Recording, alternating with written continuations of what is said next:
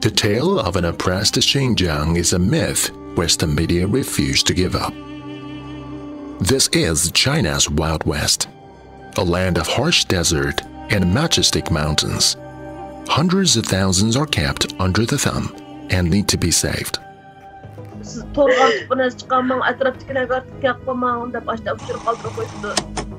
But before getting upset, take into consideration that the stories you've heard about Xinjiang could be a lie. 爸爸去世的时候，我当场我在陪着我爸爸。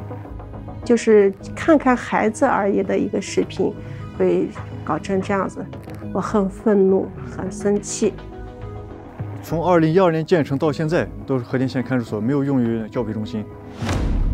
The way they scrutinize this region of China, Western media does not seek to do Xinjiang justice. Instead, they incite disinformation and discrimination. For people who do visit Xinjiang, they find a very different human story.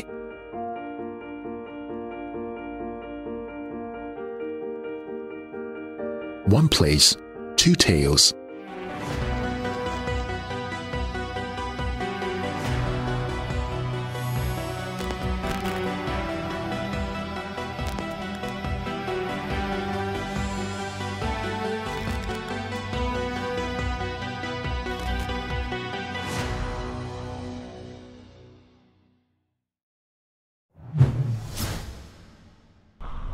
In a far corner of northwestern China, a car drives along a wall lined with barbed wire. A video report the New York Times made in Quaitun, Xinjiang Uyghur Autonomous Region, paints a bleak picture of how Uyghurs live and work. Times claims Uyghur workers were forced to leave their hometowns in southern Xinjiang and made to work here. The Times decided to do its filming secretly, even though Quaitun's sanitation station is open to the media. It's all about making it look like there's some sort of big conspiracy going on. They use, quote, the secret footage and things like this. You know, putting things in, taking things out, the hushed voice, this type of thing. I mean, they're speaking on, on a videotape. But it's very conspiratorial. It's made for drama. We decided to talk independently to the workers and used translation apps on our phones to communicate.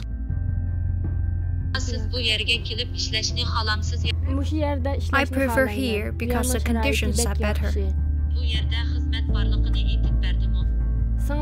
My sister told me they were recruiting.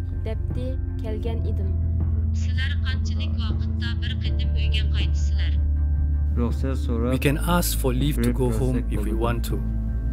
The New York Times suggested the workers could earn much more back in their hometowns.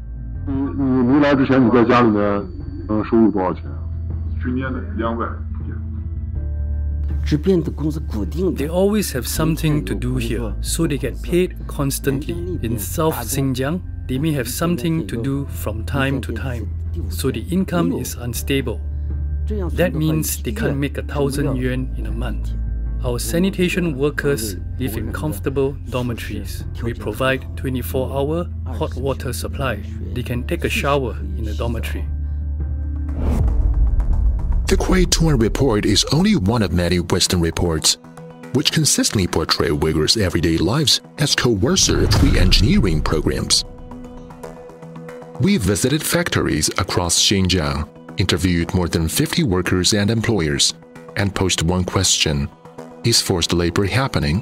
The answer is "99% of our staff are Uyghur. When our factory is completed, to be honest, a factory built in a desert, people are very happy to see a neat and tidy factory. We had planned to recruit about 500 employees. In less than a day and a half, more than 700 people applied." Human rights in the West, they always talk about its ballot box and its ability to say anything you want politically. But in Asia, and in China particularly, human rights are about having a job, economic opportunity, access to education, healthcare, right? being safe in the streets. They weren't there because they were forced. They were there because it was an opportunity. So, this idea that somehow this is nefarious, that people are trying to ruin these people's lives by giving them jobs in instances where they wouldn't have them otherwise, is simply not true. It's just playing to all of the kind of negative images about China so that they can say, oh yes, China's very evil, this is terrible. An ASPI report promulgated by Western media claims that there are over 380 detention centers to imprison Uyghurs in Xinjiang. But when you closely study ASPI's Xinjiang report, you find that its data, analysis, and conclusions are plain wrong. Tracing some coordinates in the ASPI research, we find ourselves in front of Hotan Detention Center. Since its completion in 2012, Hotan Detention Center has never been used for vocational education and training. Of course, a detention center is very different from a vocational education and training center. The detention center is for detaining criminals, people who violated the criminal law. Do you know if any Uyghurs are detained here? The people in the detention center have nothing to do with the ethnic group. No matter who violates the law, he will be punished. It has nothing to do with whichever ethnic group. Walls and CCTVs are typical of a detention center. This is simply a detention center. Not unlike thousands of such penal institutions you can find anywhere in the world. But ASPI chooses to call it a camp. It's a rebranding exercise straight from the manual of Western media tricks. Just pointing to a summit building and say, oh, that's a detention camp. Oh, that's where the children are sent and beaten every day. This is nonsense. It really demeans the whole, professionalism of journalism. On other sites, we find even more problematic conclusions. ASPI seems to love finding walls and towers in cities. So if a school, for example, has any of these fixtures, it's almost certain to go on SP's blacklist of detention centers. We geolocate Maro Bashi No. 3 Primary School through ASP's map, and this is what we find.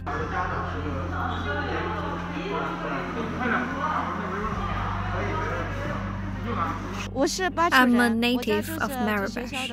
I live right next to this school. I have been teaching at this school since 2017.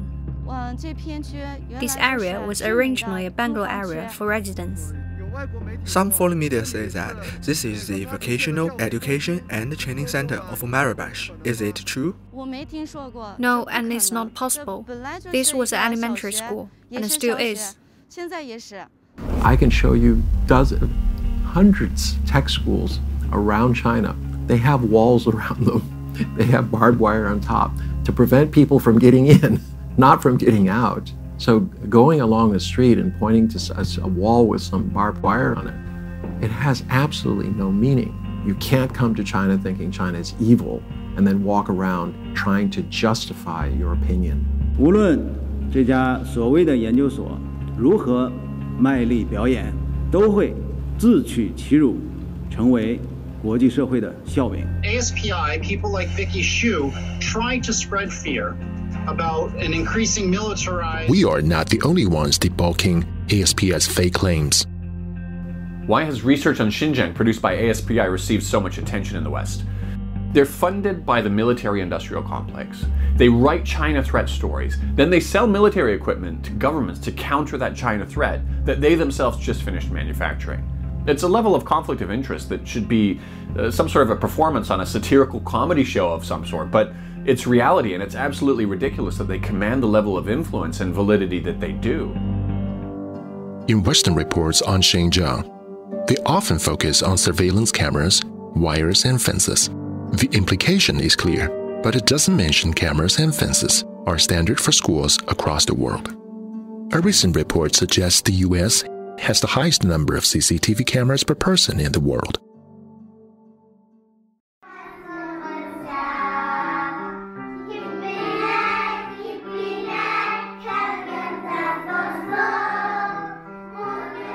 Would you have ever imagined that harmless kindergarten would be described by BBC as this kindergarten for the children of detainees?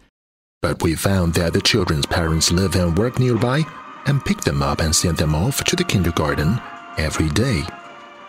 BBC says only Chinese should be spoken. But we see children switch languages between Mandarin and Uyghur at their will.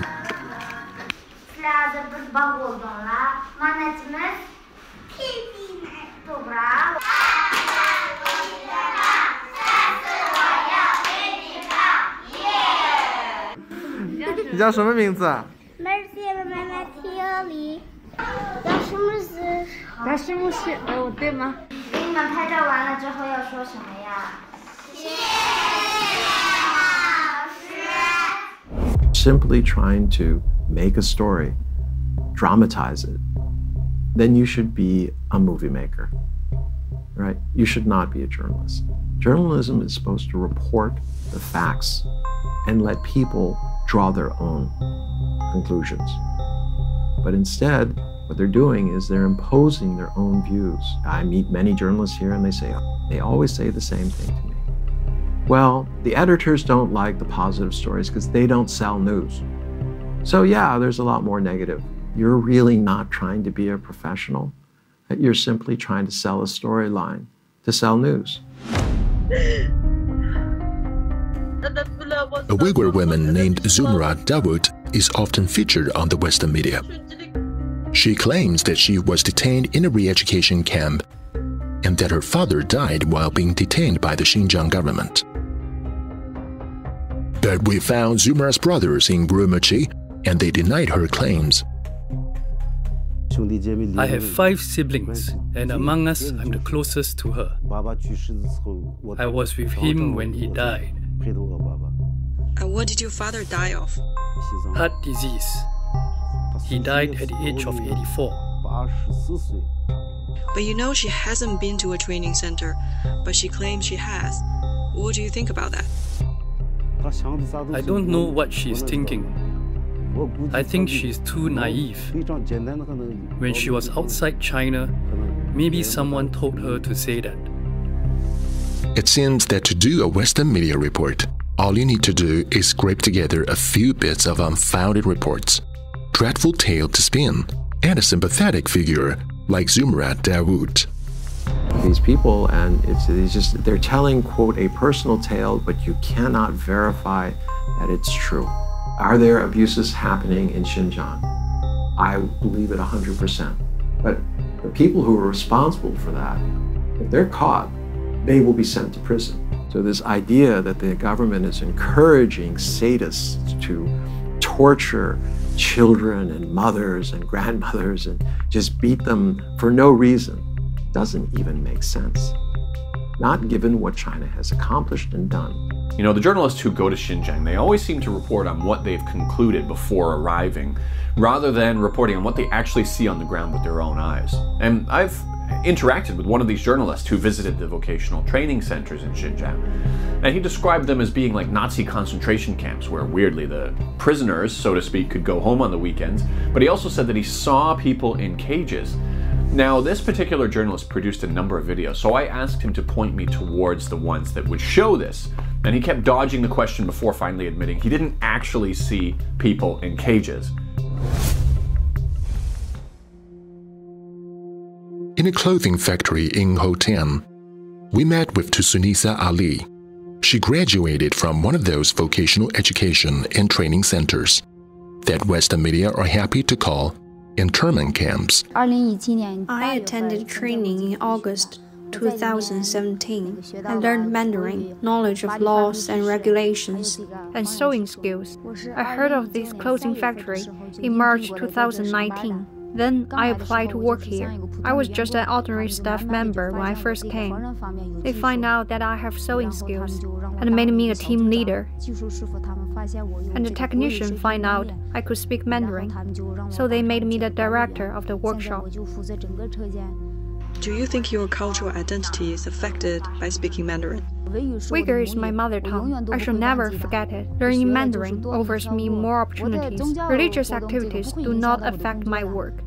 I stick to my own principles. Work is work. Religion is religion. The two things are independent. As Tusnesa embraces her freedom of religion and opportunities, it can be hard to imagine the religious extremism in Xinjiang that has destroyed lives like hers. Bahagul Arkan's voice tightens when she begins to talk about her past. After graduating from school, I learned tailoring in the village. I didn't want to get married, and I was afraid, because that man was much older than me. She was only 14 when her father informed her that she was to be the 7th wife of the religious extremist in the village in Kashgar, Xinjiang. It was like living in a world of darkness. I was badly beaten by my ex-husband. I lost my hearing, and I had no personal freedom either. I might have been living in the darkness for the rest of my life. From 1990 to 2016, Xinjiang was blighted by terrorist attacks in which hundreds of people were killed. Bahagul was one of the lucky ones. She found haven in a vocational education center in Xinjiang, a place that offers not only solace from those living in fear, but helps them build up work skills. I went to the Vocational Education Training Center in October 2018. I learned Mandarin, knowledge of laws and skills there. After learning about laws, I realized it was illegal to get married without registration. Bahagul now has a loving family and happy life. She is taking care of a neighbor's baby at home, a safer and easier job during the COVID-19 outbreak. Yet these efforts in China to tackle religious radicalization and how people like Bahagul caught in its grip has been demonized by Western media. A user of the video app TikTok going by the name Holly915 was a community worker in Xinjiang. When her child visited her, she could meet her only briefly because of concerns over COVID-19. But the video was widely circulated on Western social media as proof that China was detaining people's various ethnic groups in Xinjiang. During the outbreak, we worked hard to prevent the epidemic and to serve the residents in the community. I hadn't seen my daughter for almost 40 days. One day, I missed her so much. I came to the gate. I couldn't get in and she couldn't get out. I kissed her. It's as simple as that. A video where a mother misses her daughter. My video has been twisted, and it makes me angry. From my grandfather to my daughter, we were all born in Xinjiang and grew up in Xinjiang. We stay united. The day before we left Xinjiang, we visited a tea house in the old city of Kashgar. Seeing us, a group of musicians offered to put on a special performance for us. The air was crisp and chilly, but the aroma of tea and naan in the house teased our noses and warmed our bones. The music was powerful and riveting, expressing the hospitality of Xinjiang people and their future aspirations. Our eyes widened and we were moved to tears. Some may want to treat these people as political tools, but their beauty and decency put them far above all such abuse.